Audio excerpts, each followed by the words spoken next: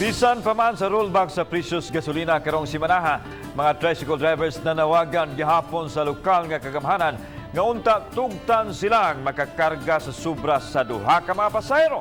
Siloan meron dina sa report.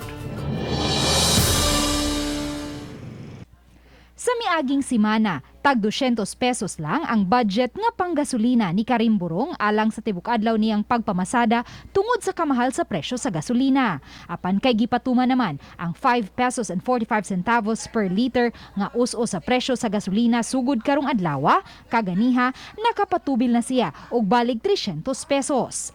Alang kang Karim, bintahan na gamay kay medyo madugangan na ang iyang makobra matag adlaw sa paglibot-libot niya sa basak paingon sa Abuno Pahak ug sudtunggan masulog.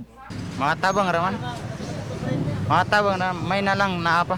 Apan ang ubang mga tricycle drivers nang hinaut usab nga gawa sa pag-us-o sa presyo sa gasolina, tugutan usab unta silang makakarga og upat ngadto sa 5 ka mga pasahero. Para duwagan ang among kita ba gamay. Kay magabang pa. Kansiman, mag-abang pag motor. Kay wala pa opisyal nga gipahibaw sa IATF nga gipaubos na ang Lapu-Lapu City sa Alert Level 1, higpit gihapong gididan ang mga tricycle driver sa Lapu-Lapu City nga makakarga og sobra sa duha ka mga pasahero.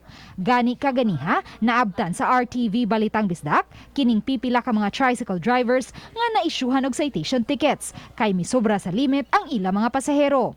Matod ni Attorney James Saison, Deputy Head sa Local Vaccination Operations Center sa Lapu-Lapu City, nga sa pagkakaroon may 25,871 na ka mga senior citizens sa Dakbayan ang fully vaccinated. 82% kini sa kinatibuk ang gidaghanon sa mga senior citizens sa Dakbayan. VIVOC already said nga our numbers are already qualified for, even the OH7 said nga our numbers are already qualified for level 1. Ang ato lang is we're just waiting for the official announcement. Uban ni Marlon Melgazo, Luan Merondina, Balitang Bisdak.